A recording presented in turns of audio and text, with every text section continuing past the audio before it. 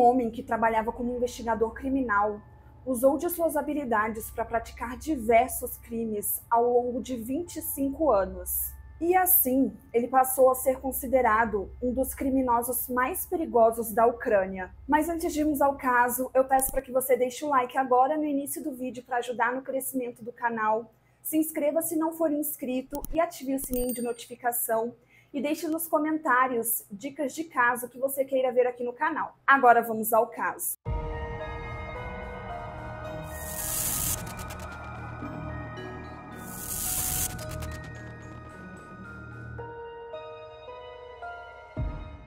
Sergei Takht nasceu no dia 15 de setembro de 1952 em Kiselyovsk, na Rússia.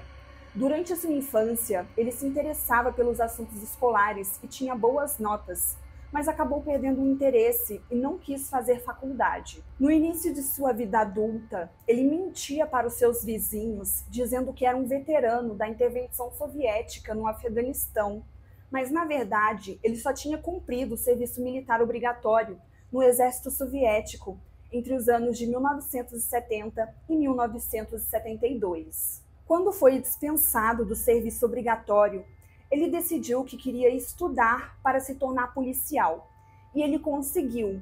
E pouco tempo depois, ele se tornou um investigador criminal na cidade de Kemerov. Ele era muito elogiado por seu trabalho dentro da polícia e acabou sendo indicado para uma escola do Ministério de Assuntos Internos. Em dado momento, a carreira irretocável de Sergei começou a ir de mal a pior, pois ele foi pego falsificando evidências e a corporação deu duas opções para ele: a renúncia voluntária ou a prisão. Obviamente que ele escolheu renunciar, e foi isso que ele fez. Agora que estava desempregado, Sergei passou a trabalhar em diversos empregos, mas sem parar em nenhum deles por muito tempo. No ano de 1980, ele cometeu seu primeiro assassinato na cidade de Simferopol, na Crimeia. Sergei havia bebido várias garrafas de vinho quando decidiu se relacionar sexualmente com sua ex-colega de escola. Os dois estavam saindo ocasionalmente há mais de 9 anos. A mulher deu um tapa nele,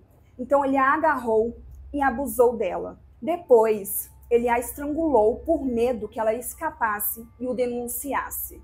Quando chegou em casa, Sergei decidiu ligar para a polícia e dar dicas de onde estava o corpo, mas o policial que atendeu a ligação recusou-se a se identificar. E Sergei ficou com raiva e decidiu desligar o telefone sem falar nada. No ano de 1982, ele decidiu se mudar para a Ucrânia e passou a fazer serviços braçais em minas, fazendas e fábricas para se manter por um tempo. Depois, ele voltou a trabalhar como investigador de polícia em Dnepropetrovsk. Nesse meio tempo, Sergei começou a se interessar por atletismo e chegou até a ser campeão na sua modalidade. E no meio disso tudo, ele se casou 3 vezes e teve 4 filhos. Mas enquanto desempenhava o papel de investigador, pai e atleta, ele ainda encontrava tempo para viver a sua vida oculta, regada de assassinatos. Os crimes de Sergei começaram a ser notados no ano de 1984, quando várias crianças e mulheres começaram a desaparecer na Ucrânia. Primeiro em Zaporizhia, Kharkov e em Dnepropetrovsk, justamente perto de onde Sergei trabalhava e morava. Suas vítimas eram do sexo feminino, com idades de 8 a 18 anos. Elas eram abusadas, estranguladas até a morte, e mesmo depois da morte, Sergei abusava de seus corpos. Ele gostava de levar a calcinha de sua vítima como uma espécie de troféu, e isso é muito comum entre assassinos em série. Eles costumam levar algo de suas vítimas para se recordar dos crimes cometidos. Pode ser objetos e até mesmo pedaços dos corpos. E claro que para despistar a polícia, ele utilizou as suas habilidades profissionais. Durante os abusos, ele usava preservativos. Além disso, ele costumava fugir ao longo das linhas ferroviárias, que eram tratadas com alcatrão e isso fazia com que os cães farejadores perdessem o seu rastro. Dessa forma, ele conseguia praticar os seus crimes com a sensação de que estava seguro e não seria pego. E assim ele conseguiu até agosto de 2005, que foi quando ele raptou uma criança de 9 anos, chamada Kátia, que era filha de um de seus amigos. A sensação de impunidade dele era tão grande que ele fez isso enquanto Kátia estava brincando com seus amigos, ou seja, as crianças presenciaram a cena. Mais tarde, Serguei teve a frieza de ir ao funeral da criança e, obviamente, os amigos de Kátia o reconheceram como sequestrador e assassino de sua amada amiga e afirmaram tê-lo visto com a vítima pouco antes de sua morte. Não demorou muito tempo para que essa informação chegasse até os policiais e ele fosse preso em sua casa. Quando os policiais chegaram na residência, Serguei atendeu a porta e falou: "Eu esperei vocês por 25 anos." Na delegacia, ele confessou seus crimes e disse que tirou a vida de 100 mulheres e crianças. Serguei foi levado a julgamento e os promotores exigiram que ele fosse condenado à pena de morte. Em dezembro de 2008, após um ano de julgamento, ele foi condenado à prisão perpétua pelo assassinato de 29 mulheres e meninas ao longo de mais de 2 décadas e mais 11 tentativas de homicídios. No último dia de julgamento,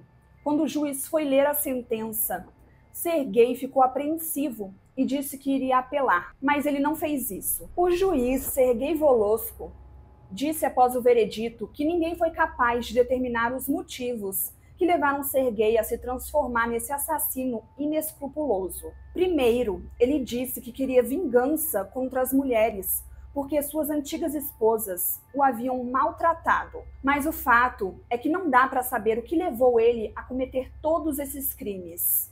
E eu não sei se é porque a Ucrânia estava passando por sérios problemas financeiros nessa época, a ponto de afetar o sistema prisional, o sistema judiciário, mas eu não encontrei nenhum teste psicológico que tenha sido feito com Serguei. Então eu não consigo afirmar se ele tinha algum distúrbio ou algum transtorno mental. Por mais que Serguei tenha afirmado que tirou a vida de mais de 100 mulheres, apenas 37 foram confirmadas. E uma coisa muito absurda que eu vi é que antes da prisão dele, a polícia tinha prendido cerca de 15 homens injustamente por assassinatos que eram de autoria do Serguei. Inclusive, um desses homens chegou a tirar a própria vida dentro da prisão e outro só foi libertado em março de 2012, ou seja, 4 anos depois que Serguei foi condenado. A Ucrânia aboliu a pena de morte de suas leis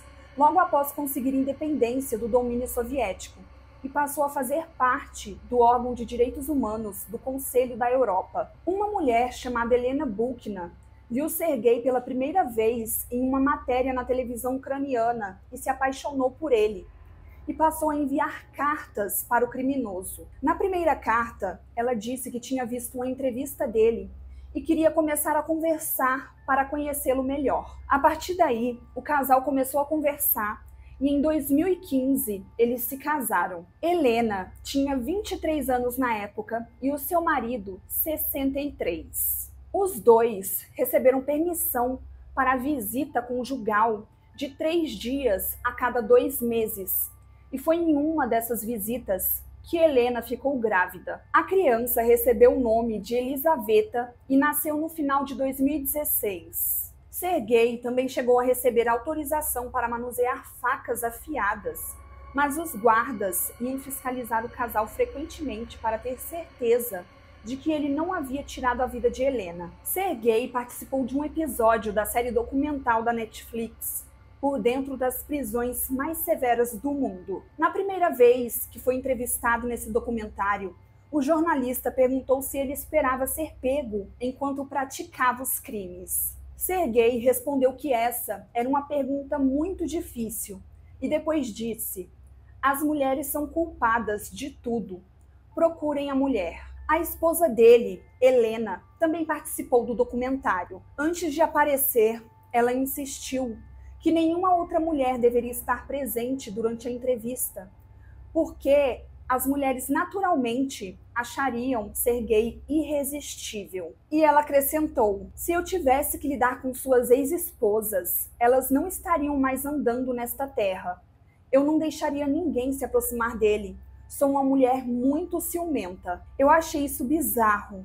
Eu não sei se essa mulher estava em suas plenas faculdades mentais. Durante a entrevista, ela explicou que não sentia nenhuma culpa pelos crimes cometidos pelo seu marido. Ela disse: é claro que eu não desejaria isso para ninguém, e se acontecesse com minha família, eu puniria essa pessoa, mas eu não fiz nada. Apesar de demonstrarem que amavam um ao outro, o relacionamento do casal terminou quando Helena desapareceu. Ela simplesmente parou de visitar o seu marido na prisão, mas pouco antes de sumir, ela postou em uma rede social a seguinte frase: o governo mundial secreto, os Illuminatis e os sionistas estão caçando os meus dados. Depois, ela também excluiu esse perfil na rede social. Um funcionário da prisão disse que Serguei ficou de coração partido pelo sumiço de sua esposa. Ele morreu na prisão onde cumpria a pena no dia 4 de novembro de 2018 e a causa da morte foi insuficiência cardíaca. Nenhum parente ou amigo foram buscar o corpo. E os funcionários da prisão disseram que tentaram entrar em contato com Helena, mas não conseguiram encontrá-la. O enterro aconteceu no dia 7 de novembro e foi feito pelos próprios funcionários da prisão. Bom, gente, esse foi o caso de hoje. Deixa nos comentários se você já conhecia e se já assistiu o documentário na Netflix. Eu me despeço por aqui. Até mais. Tchau!